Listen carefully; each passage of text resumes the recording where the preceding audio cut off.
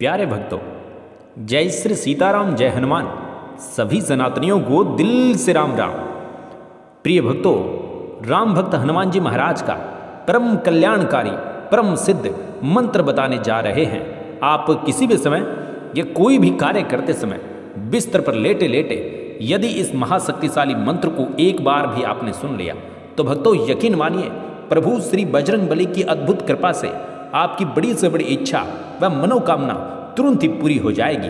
आपका कठिन से कठिन कार्य जो बहुत दिनों से अटका हुआ है आसानी से सिद्ध हो जाएगा। और भक्तों, आपका बड़े से बड़ा दुर्भाग्य भी सौभाग्य में बदल जाएगा। प्रिय भक्तों, यदि आपके जीवन में किसी भी प्रकार की कोई परेशानी या संकट है, आप हमेशा निराश रहते हैं या आप परेशान रहते हैं, आपकी कोई इच्छा है जो बहुत दिनों से पूरी नहीं हो रही है और आप बिल्कुल हार चुके हैं, तो आपसे प्रार्थना है कि प्रभु श्री राम भक्त हनुमान जी महाराज का सच्ची श्रद्धा भाव से ध्यान करके आप इस महाशक्तिशाली मंत्र को 108 बार सुन लीजिए। प्रभु श्री राम भक्त हनुमान जी महाराज की आप पर तुरंत प्रभाव के साथ कृपा बनेगी, जिससे आपके जीवन के समस्त दुख दर्द कष्टों का निवारण हो जाएगा। प्रिय भक्तों, मान्यता है कि जो भी भक्त प्रभु श्री बजरंग बली का सच्चे मन से ध्यान करके इस महाशक्तिशाली मंत्र को 108 बार सुन लेता है, उसका बड़े से बड़ा संकट, रोग, दुख दर्द, घर का क्लेश हमेशा हमेशा के लिए दूर हो जाता है। साथ ही जीवन के सभी सुखों की प्राप्ति होती है। भक्तों, यदि आपको प्रभु श्री हनुमान जी महाराज पर पूर्ण विश्वास है तो इस महामंत्र को 108 बार जरूर सुने, आपको पहले दिन से ही लाभ मिलना शुरू हो जाएगा। तो प्रिय भक्तों, आइए हनुमान जी महाराज का ये प्रभावशाली मंत्र जाप सुन लेते हैं। और प्यारे भक्तों, आप इस वीडियो के माध्यम से प्रभु श्री हनुमान जी महाराज के चरणों में अपनी और अपने पूरे परिवार की हाजिरी लगाना चाहते हैं तो इस वीडियो को दिल से लाइक कर दीजिएगा और कमेंट बॉक्स में जय श्री सीताराम के नाम से जोरदार जयकारा लगा दीजिएगा। तो चलिए मंत्र जाप शुरू करते हैं। ओम श्री वज्रदेहाय राम भक्ताय वायुपुत्राय नमस्तुते। ओम श्री वज्रदेहाय राम भक्ताय वायुपुत्राय नमस्तुते। ओम श्री वज्रदेहाय राम भक्ताय वायुपुत्राय नमस्तुते। ओम श्री वज्रदेहाय राम भक्ताय वायुपुत्राय नमस्तुते। ओम श्री वज्रदेहाय राम भक्ताय वायुपुत्राय नमस्तुते। ओम श्री वज्रदेहाय राम भक्ताय वायुपुत्राय नमस्तुते।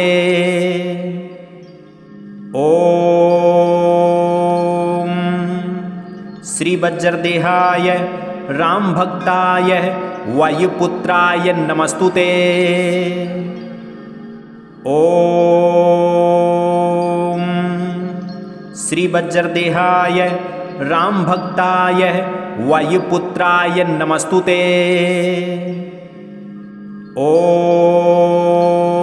ओम श्री वज्रदेहाय राम भक्ताय वायुपुत्राय नमस्तुते।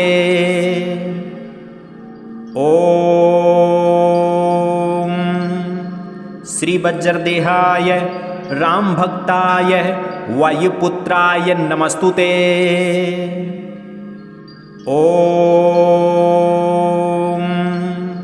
श्री वज्रदेहाय राम भक्ताय वायुपुत्राय नमस्तुते। ओम श्री वज्रदेहाय राम भक्ताय वायुपुत्राय नमस्तुते। ओम श्री वज्रदेहाय राम भक्ताय वायुपुत्राय नमस्तुते। ओम श्री वज्रदेहाय रामभक्ताय वायुपुत्राय नमस्तुते। ॐ श्रीवज्रदेहाय रामभक्ताय वायुपुत्राय नमस्तुते। ॐ श्रीवज्रदेहाय रामभक्ताय वायुपुत्राय नमस्तुते। ॐ श्रीवज्रदेहाय रामभक्ताय वायुपुत्राय नमस्तुते। ॐ श्रीवज्रदेहाय रामभक्ताय वायुपुत्राय नमस्तुते। ॐ श्रीवज्रदेहाय रामभक्ताय वायुपुत्राय नमस्तुते। ॐ श्रीवज्रदेहाय रामभक्ताय वायुपुत्राय नमस्तुते। ॐ श्रीवज्रदेहाय रामभक्ताय वायुपुत्राय नमस्तुते। ॐ श्रीवज्रदेहाय रामभक्ताय वायुपुत्राय नमस्तुते। ॐ श्रीवज्रदेहाय रामभक्ताय वायुपुत्राय नमस्तुते। ॐ श्रीवज्रदेहाय रामभक्ताय वायुपुत्राय नमस्तुते। ॐ श्रीवज्रदेहाय रामभक्ताय वायुपुत्राय नमस्तुते। ॐ श्रीवज्रदेहाय रामभक्ताय वायुपुत्राय नमस्तुते। ॐ श्रीवज्रदेहाय रामभक्ताय वायुपुत्राय नमस्तुते। ॐ श्रीवज्रदेहाय रामभक्ताय वायुपुत्राय नमस्तुते। ॐ श्रीवज्रदेहाय रामभक्ताय वायुपुत्राय नमस्तुते। ॐ श्रीवज्रदेहाय रामभक्ताय वायुपुत्राय नमस्तुते। ॐ श्रीवज्रदेहाय रामभक्ताय वायुपुत्राय नमस्तुते। ॐ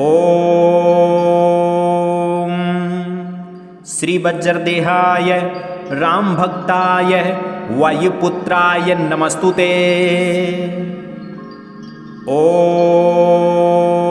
ॐ श्रीवज्रदेहाय रामभक्ताय वायुपुत्राय नमस्तुते। ॐ श्रीवज्रदेहाय रामभक्ताय वायुपुत्राय नमस्तुते। ॐ श्रीवज्रदेहाय रामभक्ताय वायुपुत्राय नमस्तुते। ॐ श्रीवज्रदेहाय रामभक्ताय वायुपुत्राय नमस्तुते। ॐ श्रीवज्रदेहाय रामभक्ताय वायुपुत्राय नमस्तुते। ॐ श्रीवज्रदेहाय रामभक्ताय वायुपुत्राय नमस्तुते। ॐ श्रीवज्रदेहाय रामभक्ताय वायुपुत्राय नमस्तुते। ॐ श्रीवज्रदेहाय रामभक्ताय वायुपुत्राय नमस्तुते। ॐ श्रीवज्रदेहाय रामभक्ताय वायुपुत्राय नमस्तुते। ॐ श्रीवज्रदेहाय रामभक्ताय वायुपुत्राय नमस्तुते। ॐ श्रीवज्रदेहाय रामभक्ताय वायुपुत्राय नमस्तुते। ॐ श्रीवज्रदेहाय रामभक्ताय वायुपुत्राय नमस्तुते। ॐ श्रीवज्रदेहाय रामभक्ताय वायुपुत्राय नमस्तुते। ॐ श्रीवज्रदेहाय रामभक्ताय वायुपुत्राय नमस्तुते। ॐ श्रीवज्रदेहाय रामभक्ताय वायुपुत्राय नमस्तुते। ॐ श्रीवज्रदेहाय रामभक्ताय वायुपुत्राय नमस्तुते। ॐ श्रीवज्रदेहाय रामभक्ताय वायुपुत्राय नमस्तुते। ॐ श्रीवज्रदेहाय रामभक्ताय वायुपुत्राय नमस्तुते। ॐ श्रीवज्रदेहाय रामभक्ताय वायुपुत्राय नमस्तुते। ॐ श्रीवज्रदेहाय रामभक्ताय वायुपुत्राय नमस्तुते। ॐ श्रीवज्रदेहाय रामभक्ताय वायुपुत्राय नमस्तुते। ॐ श्रीवज्रदेहाय रामभक्ताय वायुपुत्राय नमस्तुते। ॐ श्रीवज्रदेहाय रामभक्ताय वायुपुत्राय नमस्तुते। ॐ श्रीवज्रदेहाय रामभक्ताय वायुपुत्राय नमस्तुते। ॐ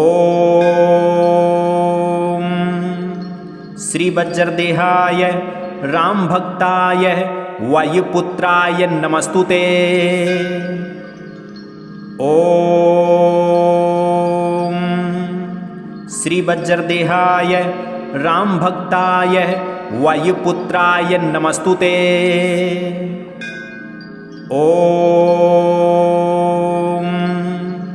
श्रीवज्रदेहाय रामभक्ताय वायुपुत्राय नमस्तुते। ॐ श्रीवज्रदेहाय रामभक्ताय वायुपुत्राय नमस्तुते। ॐ श्रीवज्रदेहाय रामभक्ताय वायुपुत्राय नमस्तुते। ॐ श्रीवज्रदेहाय रामभक्ताय वायुपुत्राय नमस्तुते। ॐ ॐ श्रीवज्रदेहाय रामभक्ताय वायुपुत्राय नमस्तुते। ॐ श्रीवज्रदेहाय रामभक्ताय वायुपुत्राय नमस्तुते। ॐ श्रीवज्रदेहाय रामभक्ताय वायुपुत्राय नमस्तुते। ॐ श्रीवज्रदेहाय रामभक्ताय वायुपुत्राय नमस्तुते। ॐ श्रीवज्रदेहाय रामभक्ताय वायुपुत्राय नमस्तुते। ॐ श्रीवज्रदेहाय रामभक्ताय वायुपुत्राय नमस्तुते। ॐ श्रीवज्रदेहाय रामभक्ताय वायुपुत्राय नमस्तुते। ॐ श्रीवज्रदेहाय रामभक्ताय वायुपुत्राय नमस्तुते। ॐ श्रीवज्रदेहाय रामभक्ताय वायुपुत्राय नमस्तुते। ॐ श्रीवज्रदेहाय रामभक्ताय वायुपुत्राय नमस्तुते। ॐ श्रीवज्रदेहाय रामभक्ताय वायुपुत्राय नमस्तुते। ॐ श्रीवज्रदेहाय रामभक्ताय वायुपुत्राय नमस्तुते। ॐ श्रीवज्रदेहाय रामभक्ताय वायुपुत्राय नमस्तुते। ॐ श्रीवज्रदेहाय रामभक्ताय वायुपुत्राय नमस्तुते। ॐ श्रीवज्रदेहाय रामभक्ताय वायुपुत्राय नमस्तुते।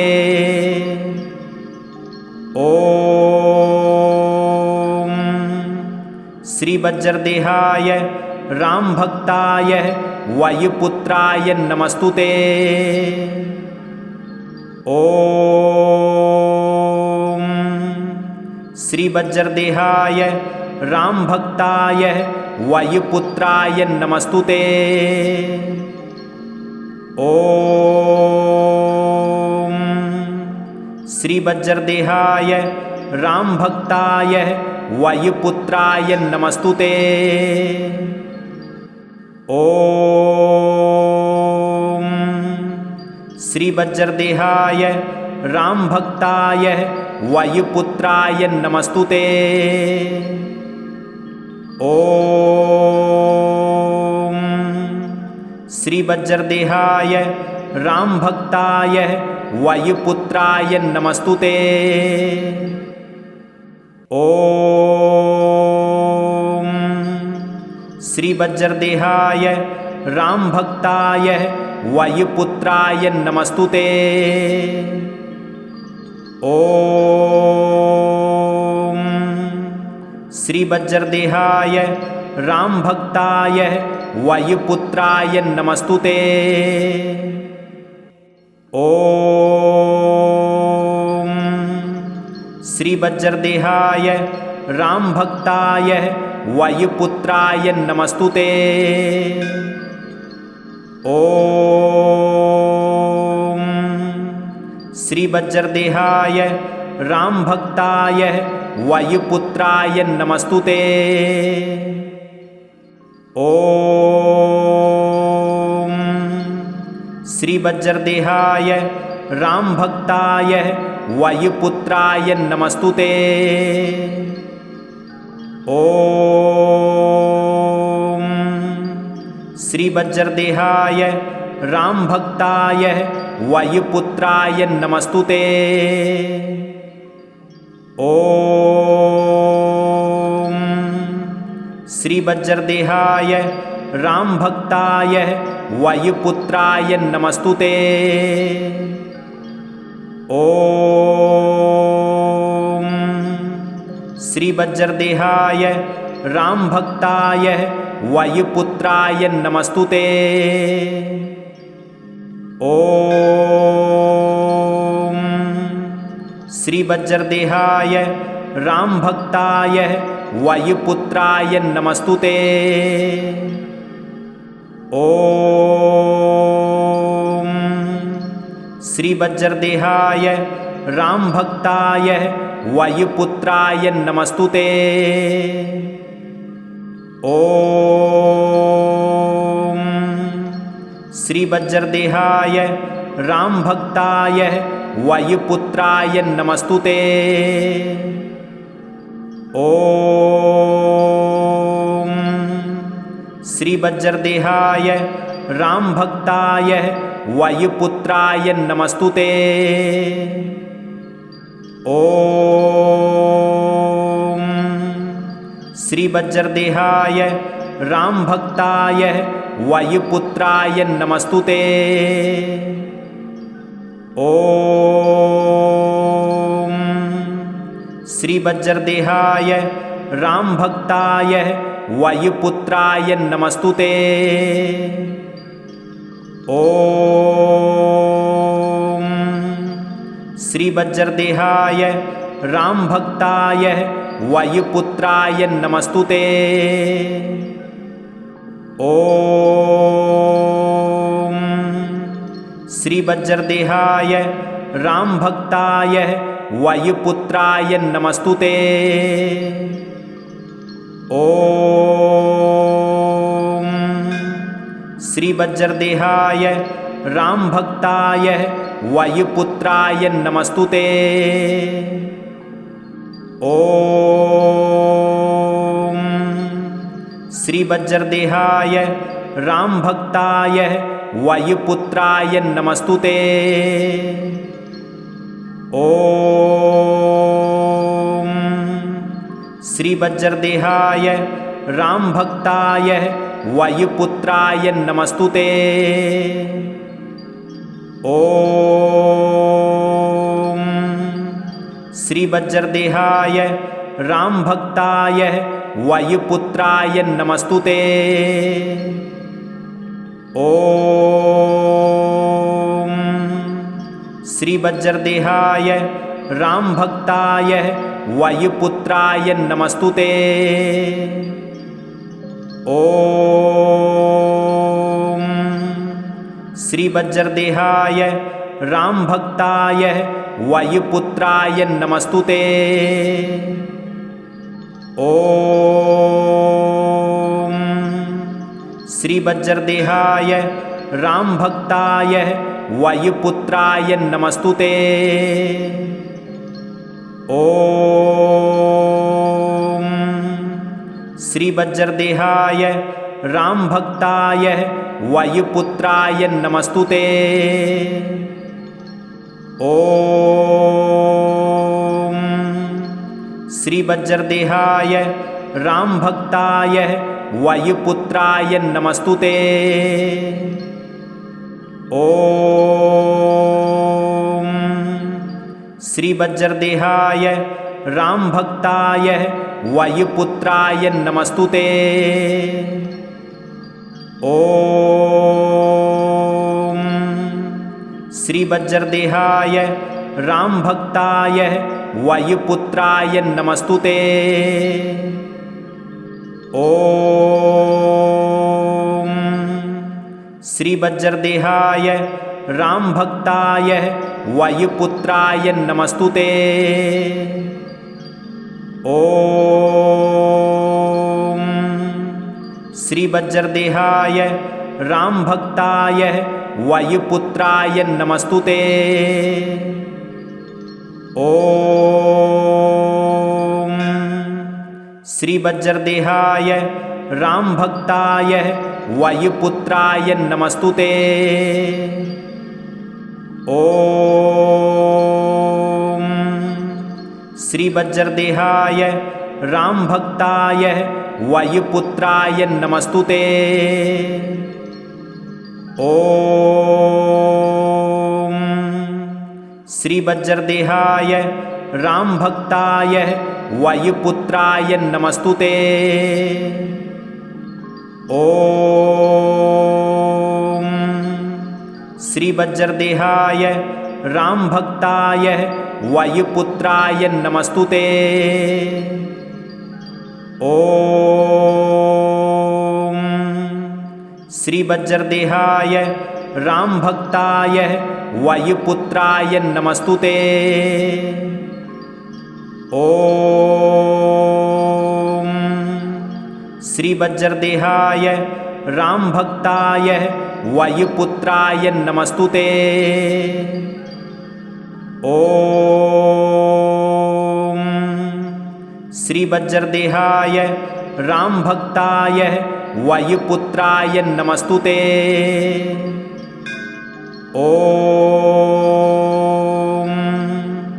श्रीवज्रदेहाय रामभक्ताय वायुपुत्राय नमस्तुते। ॐ श्रीवज्रदेहाय रामभक्ताय वायुपुत्राय नमस्तुते। ॐ श्रीवज्रदेहाय रामभक्ताय वायुपुत्राय नमस्तुते। ॐ श्रीवज्रदेहाय रामभक्ताय वायुपुत्राय नमस्तुते। ॐ श्रीवज्रदेहाय रामभक्ताय वायुपुत्राय नमस्तुते। ॐ श्रीवज्रदेहाय रामभक्ताय वायुपुत्राय नमस्तुते। ॐ श्रीवज्रदेहाय रामभक्ताय वायुपुत्राय नमस्तुते। ॐ श्रीवज्रदेहाय रामभक्ताय वायुपुत्राय नमस्तुते। ॐ श्रीवज्रदेहाय रामभक्ताय वायुपुत्राय नमस्तुते। ॐ श्रीवज्रदेहाय रामभक्ताय वायुपुत्राय नमस्तुते। ॐ श्रीवज्रदेहाय रामभक्ताय वायुपुत्राय नमस्तुते। ॐ श्रीवज्रदेहाय रामभक्ताय वायुपुत्राय नमस्तुते। ॐ श्रीवज्रदेहाय रामभक्ताय वायुपुत्राय नमस्तुते। ॐ श्रीवज्रदेहाय रामभक्ताय वायुपुत्राय नमस्तुते। ॐ श्रीवज्रदेहाय रामभक्ताय वायुपुत्राय नमस्तुते। ॐ श्रीवज्रदेहाय रामभक्ताय वायुपुत्राय नमस्तुते। ॐ श्रीवज्रदेहाय रामभक्ताय वायुपुत्राय नमस्तुते। ॐ ओम श्री बज्र